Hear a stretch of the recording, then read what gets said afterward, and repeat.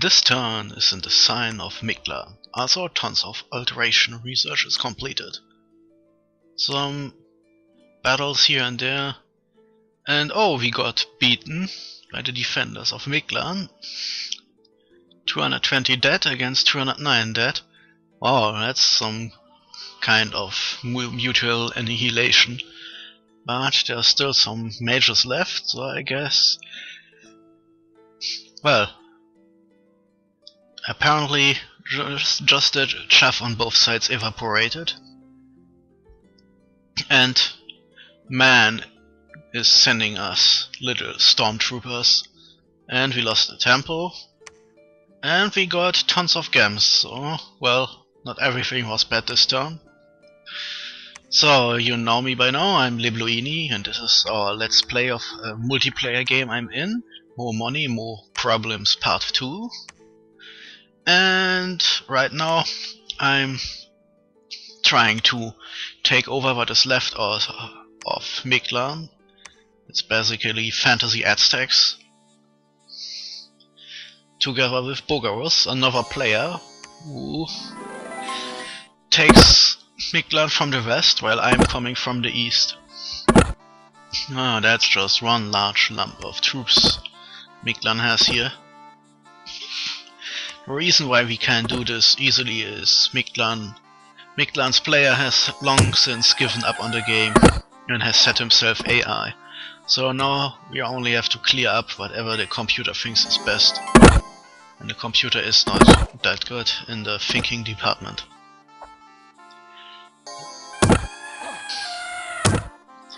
Anyway, here you can see my standard setup of elephants in the middle to stomp, archers to shoot, and some normal guys to fight. And here it's mostly working, but there are so many enemy units. It's not really a winning battle we can win, since we only have one mage to help us out. And that one mage is technically only a priest. Anyway, it's still kind of funny that both sides lose most of their troops and then nothing happens. So even though we ultimately lost, strategic, not tactically, nothing has changed. Why is it so hard to pronounce strategisch in English? Strategically. Words. Oh, yeah, you may have noticed I'm not the best in foreign languages. And even though I've learned English for, by now, almost 25 years, I'm still not very good at actually speaking it. Anyway, as you can see, all my elephants are almost dead by this point, but before they died they stomped a lot of enemy units, but the mass of enemies is simply too great. And soon my archers will run out of ammunition, and then the last fight of this battle will happen.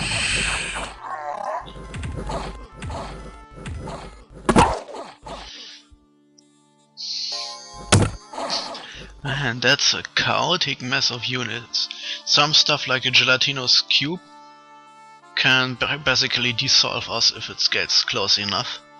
Can basically trampling and eating in one go.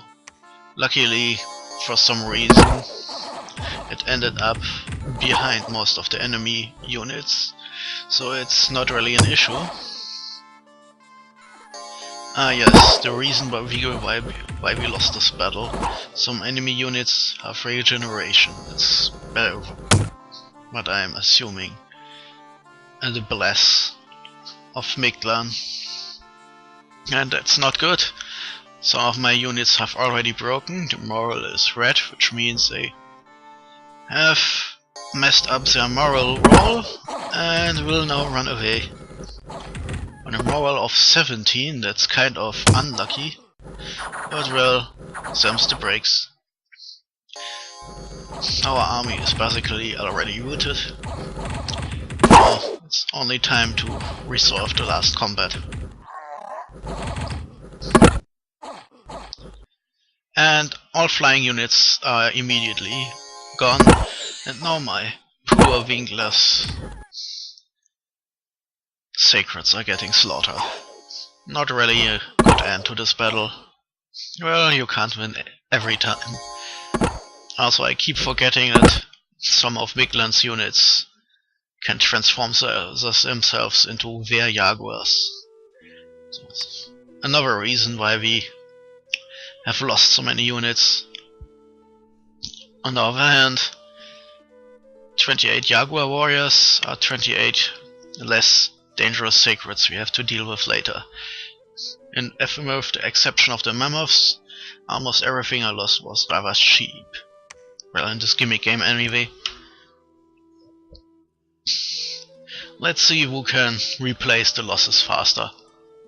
Well, technically speaking, both of us should be able to recruit more than double this amount of units in the same turn. Well, let's see. I see Migland tries to get their throne province back, and I have still 90 units left here, and tons of unemployed storm generals. Well, better than the other way around. Having 1 or 2 extra generals is always better than having too many units, because at least a general can move. Units without leaders can't. They are stuck where they are. And boy, that's a giant army Gogas has employed over there. But as you can see, I also have some giant armies here, so I should get a move on soon and throw Migland's reserve army out of there in the south. Of course, this means tons of scripting. I still have this stupid underwater army here.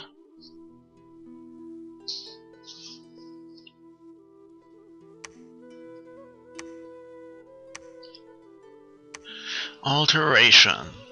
Yes, yes, yes. But still, some levels are missing. What kind of spell? Spell. Rigor Mortis. It's a nice death spell, but it comes with the problem that it's also hurting your own troops if they are not undead.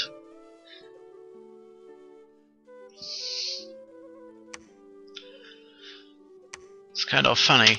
Thanks to this gimmick game having maximum money and shit, you can have all these giant living armies. But instead I would really like to go with death, 100% death. But to summon undead you need gems mostly. Some special units can summon undeads out of basically thin air. But I have to summon them first, of course, which costs tons of gems. Interestingly, there are spells to transform your magic gems into money, alchemy spells. But sadly there is no way to reverse this. There is no turn money into gem spell. Would be kind of funny if there were. If I remember the mod guide for Dominions 4, then one gem is supposed to represent, what was it? Either 100 or 1000 gold. So I guess a spell turning money into gems would need to eat something like 200 to up to 2000 gold per gem. It would be terribly expensive. But it would still be nice if you have a gem based economy and don't actually want to recruit units you don't want to use later. But we are still not in the endgame phase, so I can still use living units and supplement them with mages instead of just using magical shit. Yes, the endgame will be crazy with all these resources we have. Now I have to assemble new armies to move down to the south. Luckily, Bogarus also has to siege down that fort in the west, so he can't move in the way. So I have still some time. Another trouble is of course still Yomon, but at least their last defeat killed tons of their units, so the AI has to recruit more units first before they can attack again. And as you can see, I have lots of reserve armies to draw them back again, while I'm reducing their dominion until there's nothing left.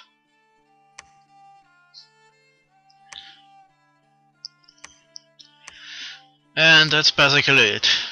Something else I should tell you, I've changed my recording software, so while this won't change anything for now, this means as soon as I have worked my way through my giant backlog of recordings I made back when it was still impossible for me to do live commentary, this means there will be suddenly a change in audio quality, but it will also remove a giant headache, because I don't have to cram my hard disk full with high quality raw video footage and then later invest tons of time to speak commentary over it.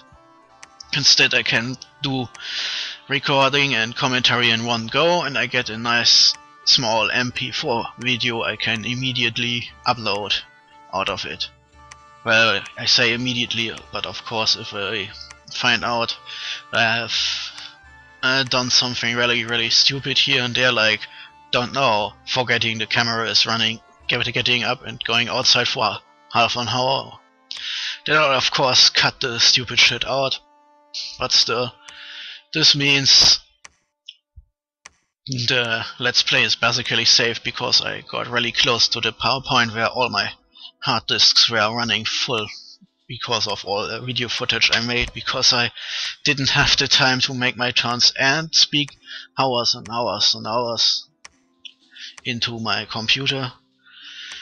But now this problem is solved, and while I'm very slowly working through my backlog of raw footage, I will very slowly clear up my hard disk space, and that's it really. The newer videos will be a bit different, but yeah, I'm still like 20-30 episodes behind, so there will be basically almost a month, if not 2 months, before you get those new episodes anyway. And there is this problem here. Man, thanks to his global, man got a province from me, and so I'm now walking over there and take it back, because fuck it, man.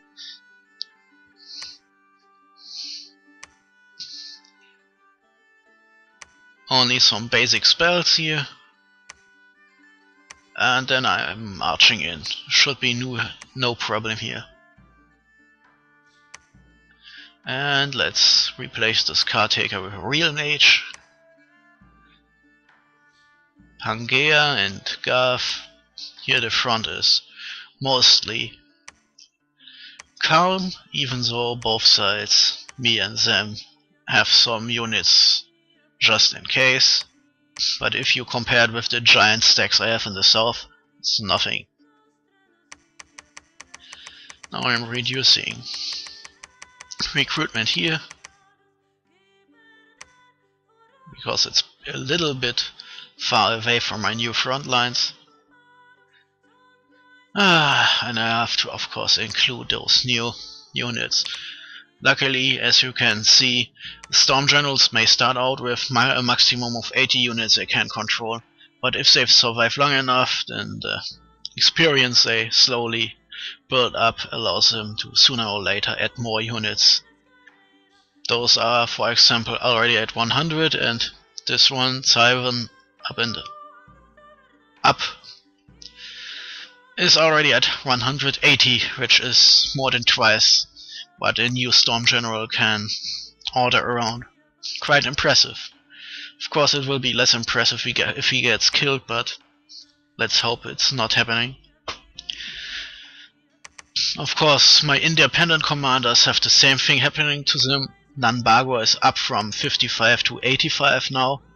Sadly, as long as they're not gaining some special ability like inspirational, they are still kind of shitty commanders.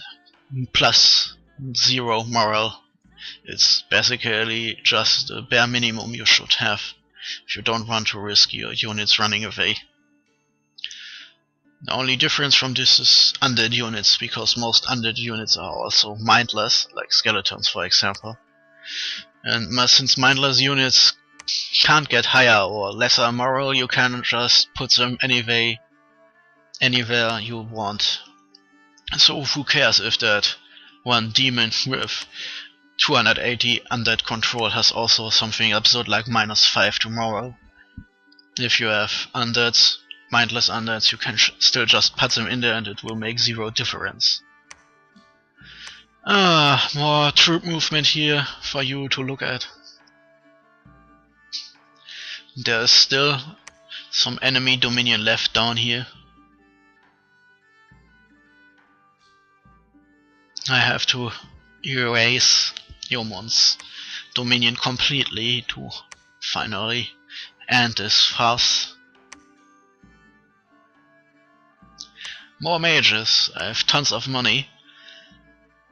I have 10,360 gold income, and only half of that is necessary to maintain my giant army, so there is still a long way up to go.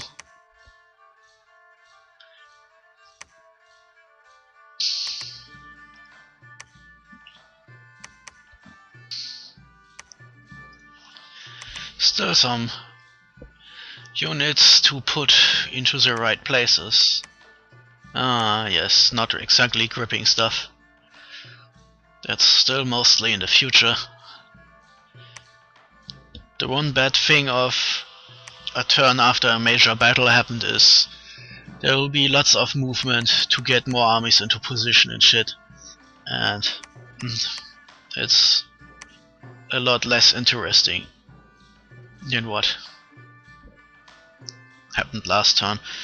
Okay, apparently I'm not...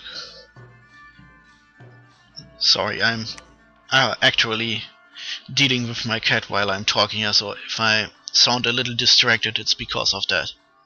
So anyway, what was it I wanted to say? Yes, of course. Shit. Completely lost my train of thought there. Anyway, shamans. I have tons of shamans now, and since they're all astral mages, they will be pretty damn useful later. Of course, I can't forget that empowering magic paths through communions isn't perfect. For one thing, communions max out at +6 to the path, so if I, for example, take one of my Astral 1 mages, put him in the largest possible communion, then he will have on the battlefield path 7, which is still some far paths off from some of the really strong astral spells like Master and Slave. This means, of course, I have to empower one of them and or give them some gear to give them higher paths so they can more easily get to. And 9, I think, is what I need for Master and Slave. Just as an example. Of course, you need slaves to the power of 2. So for every Astral Mage who is a Master in a communion, I need to the power of 2 Astral Slaves to empower them 1 path more. So this means a simple +1 only needs 2 slaves, +2 needs 4, 3 needs 8, 4 16, 5 32, and 6 64 slaves. Theoretically you could get a +7 for 128 slaves, but as I said, it caps at 6, so every slave after that is just to make sure the occasional dying slave won't take away your +6 bonus, because that's the stupidest way to lose your scripting. Of course, it's also nice to have some more redundancy built in, like, I don't know, if you have more than the necessary paths to begin with. Let's take a simple example where you have, say, 1 master and 16 slaves. 16 means 2, 4, 8, 16. You will get +4 on your magic paths if I have the math done correctly. I'm bad at math, just as a warning. So he should have path 5. Now if you give him some gear to get him to level 2, then he will have path 6. There are some spells at level 5 and 6 he can now cast. And if you have enough Astral Pearls, you should be theoretically be able to cast a level 7 spell. But in the past I've heard some things about mixing path boosting with gems and path boosting with Astral Communions. There seem to be some problems, and I don't know if they have been solved. I think the problem is path boosting by a communion only works from your natural paths forward. Magical gear is counted, but boosting with gems doesn't work like this. So for example, if you use the Astral Communion to boost your little master from level 1 to level 5, then he can't actually use a level 6 spell, because to do this he would have to use additional Astral Pearls to boost himself, but that doesn't work. But he can use a level 5 spell like Doom to curse everyone. Still impressive for a level 1 mage, but as I said, not everything can done with Astral Communions. In this case, of course, you can easily invest some gems to make the poor little bugger to a level 2 Astral Mage naturally, and suddenly the same communion will boost him to level 6 and problem solved. Of course, another problem, now he can't cast a level 7 spell. That's how I remember it, at least. And that's tons of units and mages coming together here. My first huge army with tons of mages. Of course, I would like to say next turn will be interesting, but next turn I have just assembled my army, and the next turn after that will get interesting. But it will also be interesting to see how much time I have to waste next turn to script all this stuff I'm assembling in the south. On the other fronts it seems to be mostly calm. Also noticed, yes, that was the province where my temple was, now it's destroyed. I have to bring this up to speed. Here can you see me frantically searching for a priest who is not preaching. It's always kind of dumb to see that even with strong dominion, enemy dominion starts to seep in. It's mostly when the other side has also a strong dominion, lots of temples, or, well, blood cycling, where your priests kill blood slaves every turn to give your dominion, your religious belief, an extra strong push. If you remember, that's what Xibalba did, and what Xibalba was punished for. But of course you have to be in a position to punish aggressive bloodsucking like this.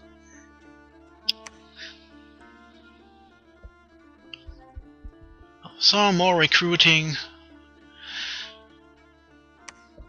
and finally, shit. In case you were wondering, my cat finally left my lap, and turns out my legs were falling asleep. Kind of painful, but well, My poor little kitty. Hopefully...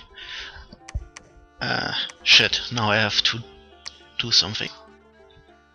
Sorry again, but I wanted to look if my cat has eaten her food, because there's medicine inside the food she needs to eat, and I couldn't exactly reach my kitchen edge here in my little apartment without taking my headset off, so I had to pause for a short moment. And well, she has eaten most of it, but there's still something left. With my luck, it's probably the bit with most of the medicine still in it.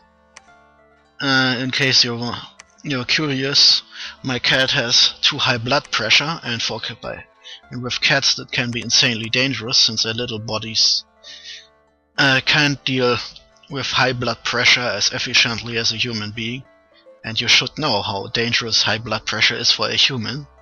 So for a cat it's insanely dangerous, so she has to take special heart medication every single day for the rest of her little life.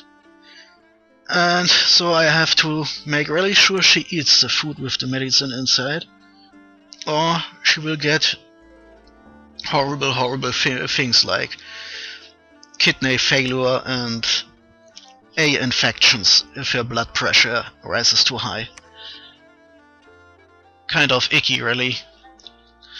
And it's like an additional $30 every month for the medicine, but well, still better than letting her die, I suppose. Oh, my little old kitty.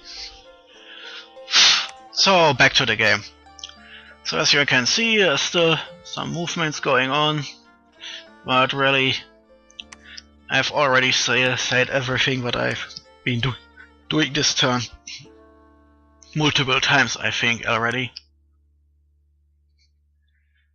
But yes, I switched off units. And, oh come on. Sorry again, this time my video software just crashed. So I had to start the video again so I could continue talking about it. So anyway, what I just showed you was you can use the map filters to switch what you can see. You can even remove your flags if you want to, which results in a rather confusing picture, but you can do it if you want. In this case I removed armies for a moment, just so I can clearly see what's below it. It's kind of situational useful, like for example, if you're not entirely sure if your temple is still there, and you don't want to read what's on the right side of the screen all the time, or you want to look at several provinces at the same time, and if there are tons of units around blocking your view, it's kind of shitty. So you can go into the map menu and switch it off, and then you can clearly see what was hidden below. Kind of nifty, all this stuff. Too bad I'm kind of boring, so I'm not using map filters that often. Of course, the one time I'm actually showing off how map filters work, I get distracted by other shit and miss my commentary. Well, that stems the brakes and so on. Well, this was a particularly long episode this time, and it was filled with distractions. I apologize for that. But we are finally coming to an end, and this is another hefty chunk gone from my backlog. The next turn we'll be seeing what's up with this giant army I've made here. And holy shit, the recording is still going. What was I doing back then? Well, you can see I've also moving scouts around to see what Miglan is doing in the south. I'm still thinking about forging stuff. Water bracelets, for example. Sea King's goblets. Water bracelets make water magic casters stronger. Rings of water breathing allow a unit to breathe underwater. And that's what I'm forging here, just so I can put another water mage down and then sends him underwater. Ah yes, I keep forgetting that's the second army I'm building here, the underwater army, to finally deal with you once and for all. And that's done. Well, that's Libluini for you. Until next time, I'm out of here.